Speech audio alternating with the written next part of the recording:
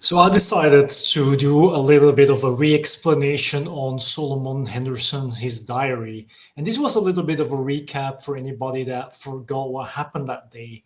So let's get into it. So I don't say this lightly. This diary is one of the most graphic, disturbing things that I've ever read. Not the manifesto, the diary. Manifesto is about 52 pages. Diary is about 288. Now, before I say anything else, I just want to make sure one thing is clear. This is not about trying to glorify Solomon Henderson in any way, shape, or form. This is about understanding and transparency. So this is already something we gotta really look into first and foremost. I'm gonna do a little bit of a give you a little bit of an insight into his personality, him as a person, Solomon Henderson.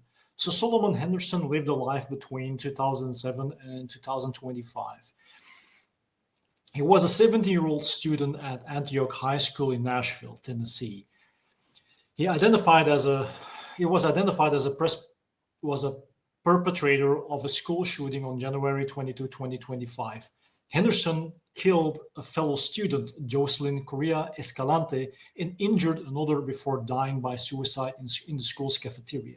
Now, if you think about it, places like school cafeterias, places like public libraries or school libraries, places where you know there are a lot of students coming together at a fixed time period.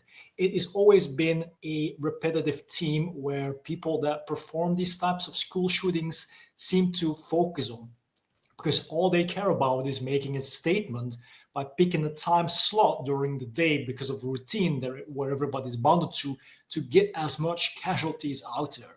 It's about that body count, right? And Solomon got inspired, by the way, by remember who came before him, remember who he idolized, right? The Columbine shooters. So his inspiration and his lust came from that. There are a lot of key points we got to really get into before we continue watching this diary explanation, and I'm actually adding the re-explanation to it. So online extremism has been always on the rise if it comes to certain parts of our society. There are a lot of people that are drawn to it because they identify with it, because their philosophy their mindset seems to align with this type of dark philosophy.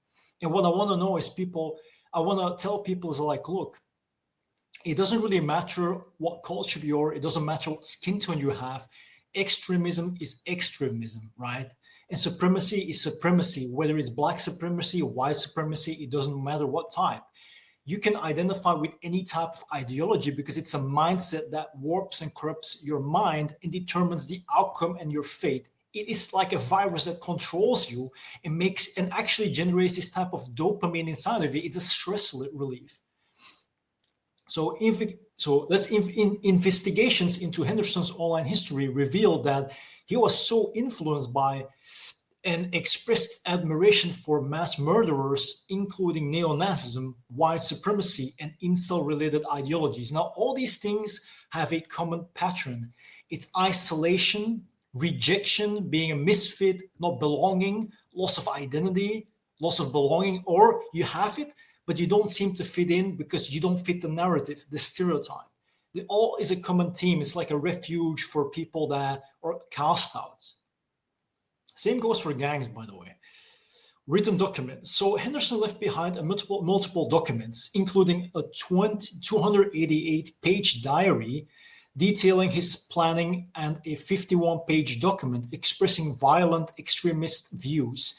His writing indicate that he had a urging desire to kill at least 10 people. So the number 10 seemed to be his asphyxiation. You know, he used to be really obsessed with that number. And if you think about it, 10 commandments, right? It has a theme throughout spirituality. You know, whether you believe it or not, there is something that's like this completion type of thing going on, right? It's like a 50-50 kind of thing, and you're bringing it together. So also the online connections he had and made. So law enforcement sources, they indicated that Henderson may have had online contact with perpetrator of another school shooting that took place in Wisconsin a month earlier.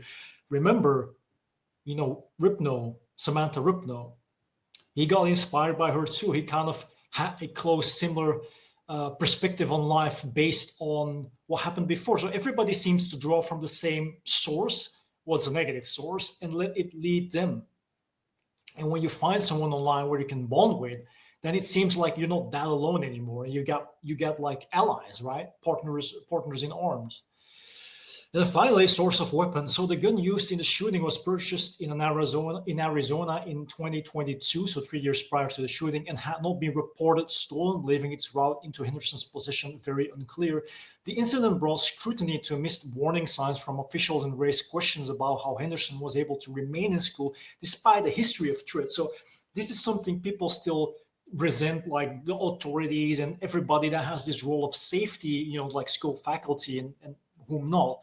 Because if you have this file and it's about a student and it's negative, why would you continue giving that student the opportunity in free range to actually commit something like that if he already poses a threat to himself, let alone to other people? It's only a matter of time. So let's continue watching. Said, I'm only sharing some of his writings. This diary included things like bomb making instructions. So I think we can all understand why I'm not showing this thing in its entirety. But Henderson documented this attack. He showed photos of himself in the bathroom with this gun. He shared video of himself in school with this same gun in his backpack. All of that happened just moments before the attack that hurt one student and killed 16-year-old Diana Escalante, someone who he did not know. I'm going to say that one more time because I think there's been some confusion over this issue. Solomon did not know Diana. Diana's family confirmed as much when they told us that they never heard of Solomon before any of this.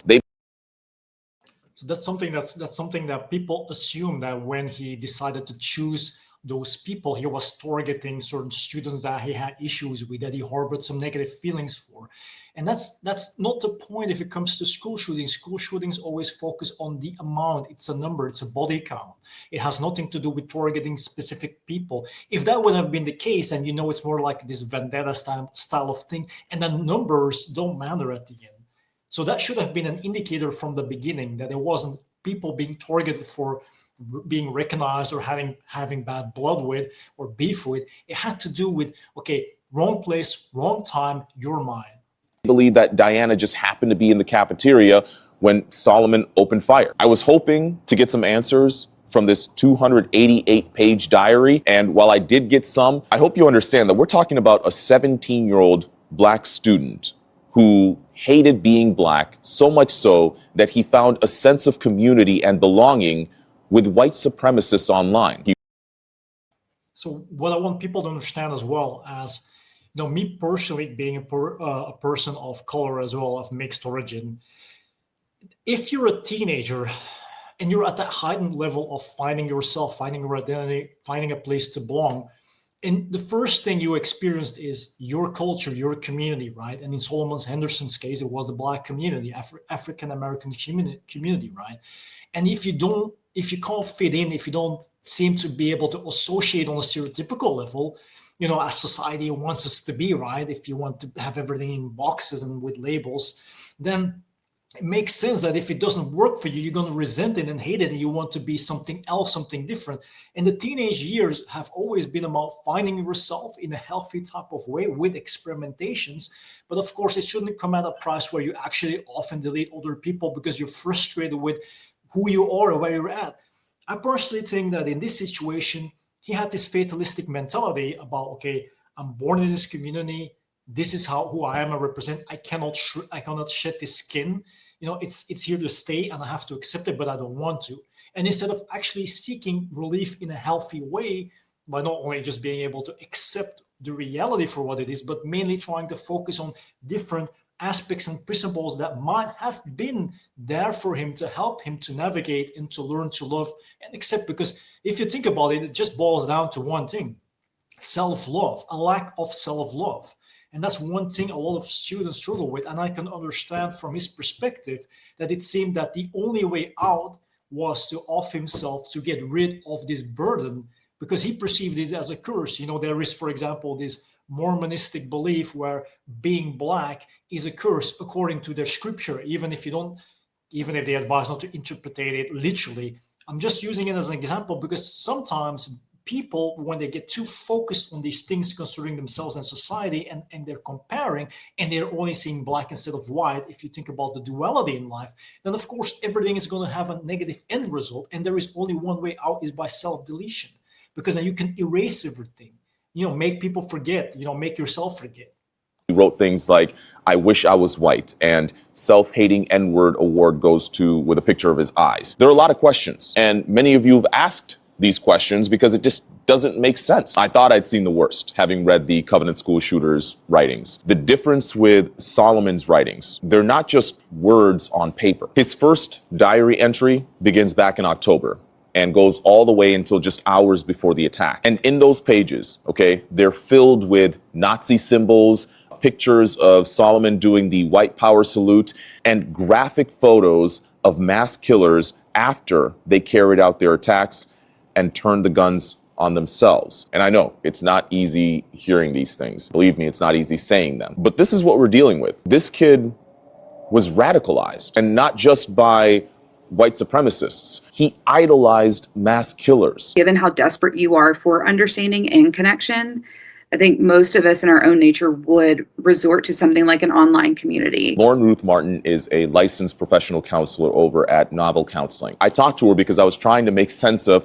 how someone who seemingly appears normal could go from active student to active shooter. That A to B that you're asking about, I think there becomes a level of overwhelm, hopelessness, desperation, and lack of resources that then can push somebody to that angle. A lot of people asked, where were the parents? This kid had a very bad relationship with his family. There's a lot of mention of abusive behavior. Now, so this is a thing that a lot of people seem to deliberately leave out if it comes to trying to understand the POV of the person, the perpetrator, the one that did wrong. In this situation, Solomon Henderson.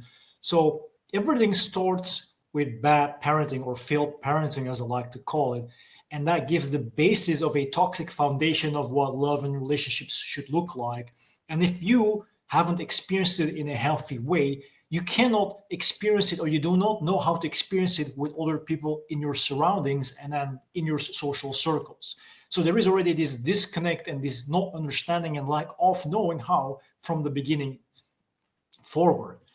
That is the sad reality. So this always boils down to one thing: lack of self-love, not understanding how relationships work, and trying to connect but not being able to, and feeling like you're left out, and a pain, a burden.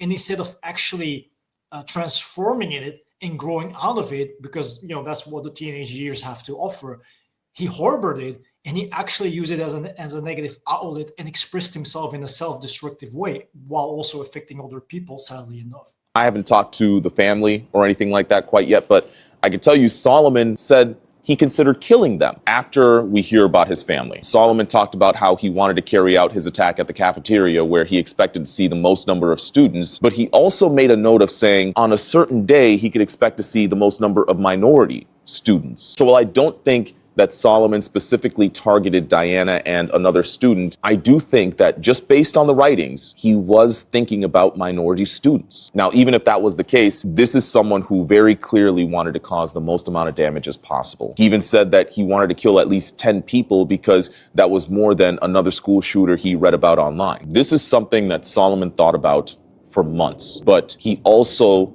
toward the end, began to spiral. He wrote things like, I'm slipping. His grades were falling. There was a court date that he was worried about. And so one day he just writes, all right, tomorrow's the day. He didn't know if he was going to be able to end his life, but he knew that whatever he did not want to end up in jail. I think the day. He didn't know if he was going to be able to end his life, but he knew that whatever he did not want to end up in jail. I think there are a lot of nuances in this case, but I also think that it's an important conversation to have. Solomon found community in the worst places. That's the thing, finding refuge in a place that is more toxic than your mindset already was. So it's basically just pushing you further away from a solution and more into that determinism that, okay, this is the only way out, it's basically you're craving a solution, you're looking for a way out, but the only thing that is happening is you're getting buried more deeper into the ground. And then the only thing you can do is just give in so everything can collapse and you can get it over with, because that gives that sense of relief. But a different sense of relief, it's not the right sense of relief. And everything that you surround yourself with is that echo chamber that actually tells you, yes, whatever you were feeling, even if it's internally wrong, it is actually right, because you're getting that confirmation from the outside world, that little bubble that you're in right now that only thinks like that, because that's the only thing they have to offer. So you're not exposed to enough other people that would give you an alternative perspective, and it might influence you in a healthy way to get out. Maybe there's a way to reach out to these teens before it's too late. Not humanizing him, but what we're using is this information to better inform how we can see people, how we can help people, how we can make our communities safer.